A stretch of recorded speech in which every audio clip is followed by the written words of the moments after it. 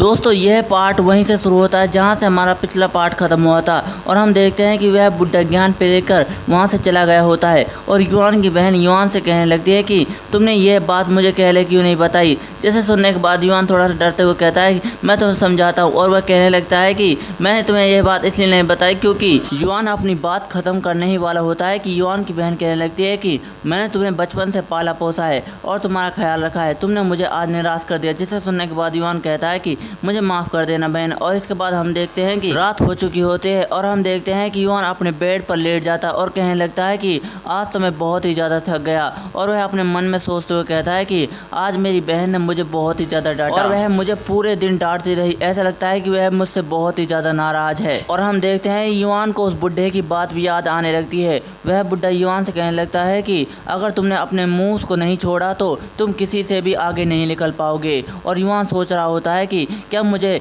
आगे निकलने के लिए अपने मूव्स को छोड़ना होगा। अगर मैं अपने मूव्स को छोड़ देता हूं तो मैं अगले लेवल पर जा सकता हूं और दुनिया के सबसे ताकतवर मार्शल आर्टिस्ट में से एक बन सकता हूं। और हम देखते हैं कि युआन इन सब बातों को सोच रहा होता है और कहने लगता है कि क्या सचमुच मुझे आगे बढ़ने के लिए अपने मूव्स को छोड़ना होगा, क्या इस तरह से मैं अपने हाईएस्ट लेवल पर जा सकता हूँ। और हम देखते हैं कि युआन वहाँ से उठ जाता है और कहने लगता है कि मुझे इसके बारे में इतना चिंता करने की कोई भी ज़रूरत नहीं है। अभी इस दुनिया में बहुत से रास्ते हैं जिससे मैं आगे निकल सकता हूँ। और वह कहने लगता है कि अभी मेरे पास बहुत ही ज़्यादा टाइम है और कोई ऐसा रास्ता होगा जिससे मैं आगे निकल सकूं। और हम देखते हैं कि कोई आदमी सोच रहा होता है कि नागोंग क्लैन में कुछ दिन पहले एक घटना घटी थी और स्वॉर्ड एम्परर ने उस इंसान से फाइट की थी। स्वॉर्ड एम्परर ने उसके सामने बहुत सारी बाधाएं लगा दी थी लेकिन वह इंसान फिर भी जीत गया और स्वॉर्ड एम्परर हार गया। और वह इंसान नागोंग क्लैन की बहू का सबसे छोटा भाई है जिसे मार्शल आर्ट की दुनिया में उभरता हुआ तारा के नाम से जाना जाता है। हालांकि मैं इस तरह की मार्शल आर्ट को कोई मार्शल आर्ट नहीं मान सकता। और हम देखते हैं कि इस इंसान का नाम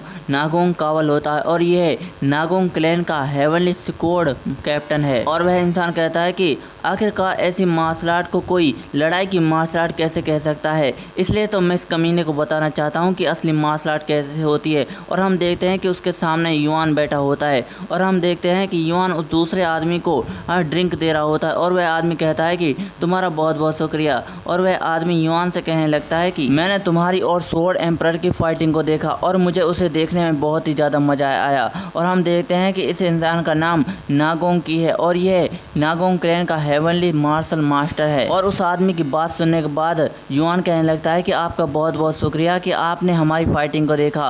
और हम देखते हैं कि वह इंसान युआन से कहने लगता है कि तुम्हारी मार्शल आर्ट काफ़ी अलग और यूनिक है, तुमने यह मार्शल आर्ट कहाँ से सीखी। जिसे सुनने के बाद युआन उस आदमी को बेवकूफ़ बनाते हुए कहता है कि मैंने यह मार्शल आर्ट पहाड़ों में रहने वाले एक मास्टर से सीखी थी, मैं बहुत ही ज़्यादा लकी था कि उसने यह मार्शल आर्ट मुझे सिखाई। जिसे सुनने के बाद वह आदमी कहता है कि मैं बहुत ही ज़्यादा क्यूरियस हूँ कि यह मार्शल आर्ट तुम्हें किसने सिखाई। और इन दोनों की बातें सुनने के बाद उस दूसरे आदमी को बहुत ही ज़्यादा गुस्सा आ जाता और वह अपने गिलास को बेंच में दे मारता और कहने लगता है कि क्या तुम इस तरह की मार्शल आर्ट को कोई मार्शल आर्ट कहते हो, यह कितनी बेकार मार्शल आर्ट है। फिर वह दूसरा आदमी कहता है कि तुमने बहुत ज़्यादा पी रखी है, अब तुम चुप भी हो जाओ। और वह आदमी गुस्से में कहता है कि इस इंसान की मार्शल आर्ट तो बहुत ही ज़्यादा बेकार है, क्या कोई इस तरह से लड़ सकता है। मुझे तो लगता है कि ऐसी मार्शल आर्ट इस दुनिया में एग्जिस्ट ही नहीं करती। अगर मैं ईमानदारी से कहूँ तो ऐसी बेकार से दिखने वाली मार्शल आर्ट से स्वॉर्ड एम्परर आसानी से जीत सकता था, लेकिन इसके लिए उसने बहुत ही ज़्यादा नरमी दिखाई। जिसे सुनने के बाद वह आदमी कहता है कि अब तुम चुप भी आओ, तुम बहुत ही ज़्यादा बोल रहे हो। और उस आदमी की बातें सुनने के बाद युआन कहने लगता है कि तुमने सही कहा। जिसे सुनने के बाद वह दूसरा आदमी हैरान हो जाता है और युआन कहने लगता है कि मुझे पता है कि मेरे मार्शल आर्ट में बहुत ही ज़्यादा कमी है, अगर मैं अपनी मार्शल आर्ट में कोई ट्रिक का यूज नहीं करता हूँ तो मुझे पता है कि मैं स्वॉर्ड एम्परर से आसानी से हार जाता। जिसे सुनने के बाद वह आदमी थोड़ा सा शांत हो जाता है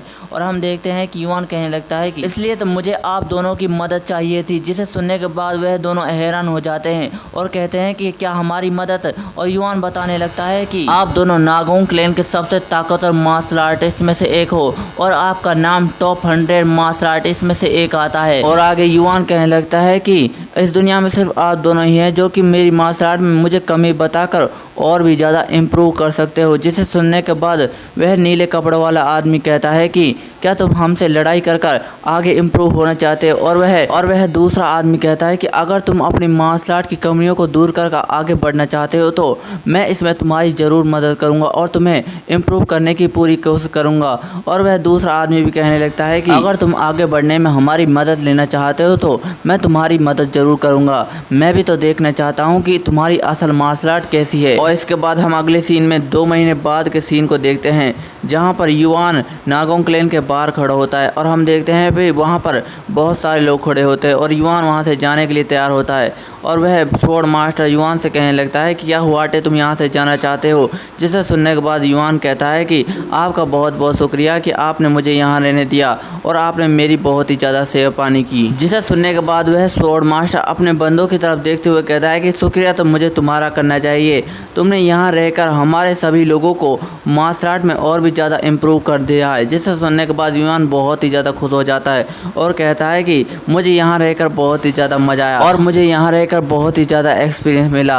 और हम देखते हैं कि युआन वहाँ से जाने लगता है और युआन उस स्वॉर्ड मास्टर से कहने लगता है कि अच्छा तो मैं चलता हूँ, मुझे आशा है कि हम फ्यूचर में दोबारा ज़रूर मिलेंगे। जिससे सुनने के बाद वह बुढ़ा हंसने लग जाता है और कहता है कि चलो तो फिर तुम अपना ध्यान रखना। और हम देखते हैं कि युआन का ध्यान अपनी बहन की तरफ जाता है और युआन अपनी बहन से कहने लगता है कि तो अच्छा बहन मैं यहाँ से चलता हूँ। और युआन अपने जीजा जी से कहने लगता है कि मेरी बहन का ख्याल रखना। और हम देखते हैं कि युआन बहन कहने लगती है कि अच्छा बाय बाय और अपना ध्यान रखना। और हम देखते हैं कि युआन वहाँ से चला जाता है और वह बुढ़ा कहने लगता है कि फाइनली वह यहाँ से चला गया। और हम देखते हैं कि वहाँ सभी लोग ज़ोर ज़ोर से चिल्लाने लग जाते हैं और वह चिल्ला कर कहने लगते हैं कि वह चला गया, वह तो यहाँ से सच में चला गया। और वह दूसरे बंदे कहने लगते हैं कि हमारे अब से बुरे दिन ख़त्म हुए, अब हमारे अच्छे दिन चालू होने वाले हैं। और हमें पता चलता है कि युआन ने इनके साथ 2 महीने तक मार्शल आर्ट की प्रैक्टिस करी और उसने इन सभी लोगों की हालत ख़राब कर रखी थी। और उनमें से एक औरत कहती है कि मुझे रोज़ाना वह पीटता था, मुझे बहुत ही ज़्यादा बुरा लगता था कि मैं रोज़ाना एक बच्चे से पीटती हूँ। और वह दूसरा बंदा कहता है कि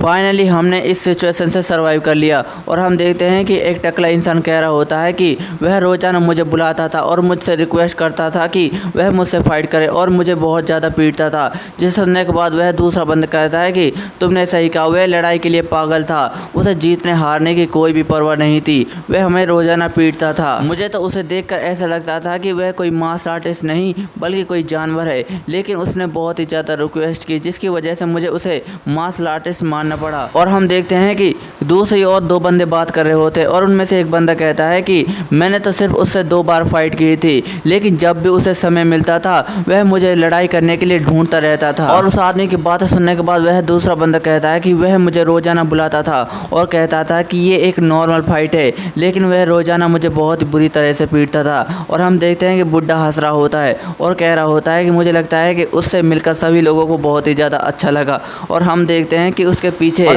उस बुढ़े के पीछे कावल आ चुका होता है और वह कावल उस बुढ़े से कहता है कि अगर आप हमारी जगह उसे मार्शल आर्ट सिखाते तो हमारी यह हालत नहीं होती। और वह जिसे सुनने के बाद वह बुढ़ा कहता है कि अब तुम मुझसे यह मत कहो, मैं बहुत ही ज़्यादा बूढ़ा हो चुका हूँ, मैं युआन को मार्शल आर्ट नहीं सिखा सकता था। जिसे सुनने के बाद कावल बहुत ही ज़्यादा गुस्सा हो जाता है और कहता है कि आपके कहने का क्या मतलब है। और हम देखते हैं कि उन सभी की बातों को सुनने के बाद युआन की बहन बहुत ही ज़्यादा परेशान होती है और युआन की जीजा जी कहने लगता है कि मार लेडी क्या आप ठीक हैं? और युआन की बहन कहने लगती है कि युआन ने इन सभी लोगों की हालत ख़राब कर रखी है, अब मैं इन लोगों के सामने कैसे जाऊंगी? और वह खुश होते हुए कहती है कि लेकिन मेरा भाई मार्शल आर्ट से बहुत ही ज़्यादा प्यार करता है और वह बहुत ही ज़्यादा कड़ी मेहनत करता है, मुझे उस पर बहुत ही ज़्यादा गर्व है। और हम देखते हैं कि युआन वहाँ से चला जाता है। फिर कहीं हमें एक गाँव के सीन को दिखाया जाता है जिसमें आग ही आग लगी होती है और हम वहाँ पर एक आदमी को देखते हैं जो वह किसी को देखकर बहुत ही ज़्यादा डरा होता है और वह कहता है कि मुझे मत मारना, मुझे मत मारना। और हम देखते हैं कि एक घोड़े पर टकला इंसान आता है और उस आदमी को काट देता है और वह आदमी कहने लगता है कि तुमने जो कहा था मुझे वह सुनाई नहीं दिया। और वह टकला इंसान कहने लगता है कि आज तो बहुत ही ज़्यादा मज़ा आ गया इन सारे लोगों को मारकर, मुझे लोगों को मारकर बहुत ही ज़्यादा मज़ा आता है। और वह अपने सरदार से कहता है कि सरदार यहाँ पर सारे लोग मारे गए हैं, सरदार अब आपकी बारी है। और हम उस सरदार को देखते हैं जिसका नाम हवा जूसू होता है और वह कहने लगता है कि अब इस हालत में इस गांव में सिर्फ एक ही इंसान बचा है और वह तुम हो कीड़े। और हम देखते हैं कि वहाँ पर एक बच्चा होता है और वह बच्चा उसे देखकर बहुत ही ज़्यादा डरा हुआ होता है। और हम देखते हैं कि वह गुंडा उस बच्चे की तरफ तलवार चलाते हुए कहता है कि बच्चे तुम बहुत बहुत ही ज़्यादा प्यारे हो और मुझे तुम्हारे ऊपर दया आ रही है, इसलिए मैं तुम्हें तुम्हारे माँ बापों के पास भेज रहा हूँ। और इतना कहते ही वह उसके ऊपर तलवार चला देता है और हम देखते हैं कि वह बच्चा भी उस तलवार को देखकर बहुत ही ज़्यादा डर जाता है। लेकिन हम देखते हैं कि वहाँ पर कोई आदमी आता है और उस तलवार को अपने एक ही हाथ से रोक लेता है, जिसे देखकर वह गुंडा बहुत ही ज़्यादा हैरान हो जाता है।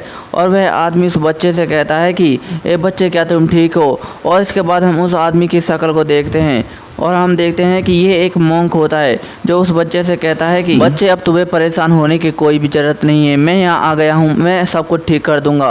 और हम देखते हैं कि वह गुंडा बहुत ही ज़्यादा परेशान हो जाता है और कहने लगता है कि यहाँ एक मॉन्क क्या कर रहा है। और वह गुंडा डरते हुए कहता है कि मैंने अपनी तलवार का पूरा जोर इस मॉन्क के ऊपर डाल रखा है, लेकिन यह मॉन्क तो बहुत ही ज़्यादा रिलैक्स है, ऐसा लगता है कि यह मुझसे 7 गुना ज़्यादा पावरफुल है। और हम देखते हैं कि उस गुंडे के बंदे कहने लगते हैं कि ए मॉन्क, तुम यहाँ कर क्या कर रहे हो? क्या तुम हमारे बॉस के हाथों मारना चाहते हो? और हम देखते हैं कि उन गुंडों में से एक गुंडा कहता है कि बॉस, आप इस मॉन्क को सबक क्यों नहीं सिखाते? जिसे सुनने के बाद उनका बॉस बहुत ही ज़्यादा गुस्सा हो जाता है और कहता है कि तुम सब चुप हो जाओ, बेवकूफ़ हो। और हम देखते हैं कि वह मॉन्क उस गुंडे की तलवार को झटकते हुए उस बच्चे से कहता है कि ए बच्चे, यहाँ पर कोई और भी जिंदा है? और हम देखते हैं कि वह बच्चा ये बात सुनने के बाद अपने सर को नीचे झुका लेता है और ये सब देखने के बाद वह मॉन्क कहता है कि मैं समझ गया। और हम देखते हैं कि वह मॉन्क उस बच्चे की तरफ हाथ बढ़ाते हुए कहता है कि ए बच्चे, अगर तुम्हारे पास रहने के लिए कोई जगह नहीं है तो तुम मेरे साथ आना चाहोगे? जिसे सुनने के बाद वह बच्चा कहता है कि हाँ, मैं जरूर आना चाहूँगा। और वह मॉन्क उस बच्चे का हाथ पकड़ते हुए कहता है कि चलो तो फिर ठीक है। और अचानक से अपनी टोपी को फेंक देता और कहता है कि लेकिन पहले इन लोगों को सबक तो सिखाना पड़ेगा, मैं इन लोगों को मार कर अभी आता हूँ। और हम देखते हैं कि हमें इस मॉन्क की फाइट नहीं दिखाई जाती। फिर हमें अगले सीन में बताया जाता है कि युआन को नागोंग क्लैन से निकले हुए 4 साल बीत चुके हैं और यह जगह हेनान की सोंगसांग माउंटेन है। और इसके बाद हमें एक शाओलिन टेम्पल को दिखाया जाता है जिसमें से जोर जोर से आवाज़ आ रही होती है। और हम देखते हैं कि वहाँ पर टकले शाओलिन अपने मार्शल आर्ट की प्रैक्टिस कर रहे होते हैं। और हम देखते हैं कि यहाँ पर बहुत सारे शाओलिन होते हैं और इन सभी शाओलिन को उनका मास्टर देख रहा होता है। लेकिन अचानक से उस मास्टर को पीछे से आवाज़ आती है और वह कहता है कि क्या आपने मुझे बुलाया मास्टर? और हम देखते हैं कि उसके पीछे एक लड़का आया होता है और हम देखते हैं कि इस लड़की का नाम वॉन हु होता है। और उसका मास्टर उससे कहता है कि तुम अंदर आ सकते हो, बताओ कि तुम्हारी प्रैक्टिस कैसे चल रही है। जिसे सुनने के बाद वह लड़का कहने लगता है कि आपका बहुत बहुत शुक्रिया, हमारी प्रैक्टिस बहुत ही ज़्यादा अच्छी चल रही है। और उसका मास्टर कहने लगता है कि मैंने तुम्हें यहाँ इसलिए बुलाया था कि मुझे तुमसे कोई काम था। जिसे सुनने के बाद वह लड़का कहता है कि बताओ मास्टर, मैं सुन रहा हूँ। और उसका मास्टर कहने लगता है कि मुझे लगता है कि तुम उसके बारे में जानते होंगे, तुमने सुना तो होगा वंडरिंग स्पारिंग मैन के बारे में। जिसे सुनने के बाद वह लड़का कहता है कि वंडरिंग स्पारिंग मैन, मैंने इसके बारे में सुना, क्या आप उसकी बात कर रहे हैं? वह अनजान आदमी जो कि जून किंगडम के 100 सबसे ताकतवर मार्शल आर्टिस्ट में से एक है। लेकिन मुझे लगता है कि वह अपने अगले अपोनेंट को ढूंढ रहा है। लेकिन मुझे लगता है कि यह सब बातें लोगों के द्वारा फैलाई गई अफवाह हैं और मैंने इन अफवाह में सुना है कि उसने रैंक नंबर 53 को भी हरा दिया जिसका नाम ह्यूक लियोन है। और वह लड़का कहने लगता है कि ऐसा कोई मार्शल आर्टिस्ट हो ही नहीं सकता जो कि इतनी कम उम्र में लोगों को हराने लगे। और उस लड़के की बातें सुनने के बाद उसका मास्टर कहता है क्या तुम्हें पता है कि उसने जिन जिन लोगों से लड़ाई की है उसने कोई भी रिकॉर्ड नहीं छोड़ा है कि उन लोगों ने उससे लड़ाई की है। और उस मास्टर की बातें सुनने के बाद वह लड़का पूरी तरह से हैरान हो जाता है और कहता है कि मास्टर, क्या आप कहना चाहते हैं कि वह सारी बातें सच हैं? वह वंडरिंग मैन एक फैंटेसी नहीं है। और हम देखते हैं कि वह मास्टर उसको एक लेटर देता और कहता है कि ज़रा देखो इसे। और हम देखते हैं कि वह लड़का देखने लग जाता और कहता है कि ये तो रियल है, ज़रा देखो इस लेटर को, इस लेटर में तो इंपीरियल फैमिली का स्टैंप लगा हुआ है, मतलब ये सारी बातें सच है। जिसे सुनने के बाद उसका मास्टर हंसने लग जाता है और कहता है कि यह बातें मायने नहीं रखती कि वंडरिंग स्पारिंग मैन है या फिर नहीं, लेकिन सबसे बड़ी अमेजिंग बात है कि वह तुम्हारी ही उम्र का है। जिसे सुनने के बाद वह लड़का कहने लगता है कि ये नहीं हो सकता। क्या आप सच कह रहे हैं मास्टर? मुझे नहीं लगता कि वह लड़का दुनिया के सबसे ताकतवर मार्शल आर्टिस्ट में से एक होगा। जिसे सुनने के बाद उसका मास्टर कहता है कि तुम्हें ऐसा क्यों लगता है कि तुम्हारी उम्र का लड़का तुमसे भी ज़्यादा ताकतवर कैसे हो सकता है? इस दुनिया में ऐसे बहुत से लोग हैं जो कि तुमसे 1000 गुना ज़्यादा पावरफुल है। और वह लड़का अपने मास्टर से कहता है कि इस लेटर में लिखा है कि वह कल शाओलिन टेम्पल जरूर आएगा। और जिसे सुनने के बाद उसका मास्टर कहता है कि मुझे नहीं पता कि वह आएगा या नहीं, लेकिन यह लेटर इंपीरियल फैमिली का लेटर है और मुझे लगता है कि वह लड़का कोई ऐसे इंसान को ढूंढ रहा है जो कि उससे लड़ सके।